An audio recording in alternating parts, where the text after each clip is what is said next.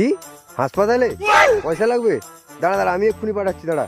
ভাই তোর কাছে কিছু টাকা আছে, দে না ভাই, আর্জেন্ট দরকার রে ভাই, কিছু দে না টাকা। একটু আগে বলতে পারছিস, আমি এক্ষুনি রিচার্জটা মেরে দিলাম। ভাই তোর কাছে কিছু টাকা আছে, দে না ভাই, দে না, আমার আর্জেন্ট দরকার রে ভাই। ইস, তুই আর একটু আগে বল, আমি এক্ষুনি গুইয়াকে ধার দিয়ে দিলাম। আর একটু আগে এই তুই আমাকে ভরসা করছিস না? কালকেই টাকাটা দিয়ে দেবো রে ভাই তোকে, প্লিজ দে না ভাই, আর্জেন্ট দরকার। সত্যি বলছি ভাই, বিশ্বাস কর, 1 টাকাও নেই, সব দিয়ে দিয়েছি তাকে ধার। সত্যি কি হচ্ছে না তো? এই নি দেখ, 1 টাকাও নেই। তোর কাছে টাকা নেই হোক, তাহলে আমাকে কিছু একটা ব্যবস্থা করতে হবে। দাঁড়া দাঁড়া দাঁড়া দাঁড়া, তুই একে জিজ্ঞেস করলি, আমাকে জিজ্ঞেস করলি না? মানে কি আমার জামা প্যান্টে কি ভিখারি মনে হচ্ছে?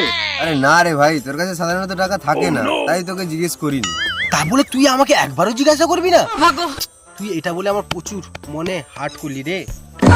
মানে আমার কাছে টাকা থাকে না বলে কি সব সময় টাকা থাকবে না? ভাই তোর কাছে টাকা আছে, দে না ভাই, দে না ভাই, টাকাটা দে না। ভেবেছিস টাকা নেই নাকি? ধর ফোনটা, ধর ধর।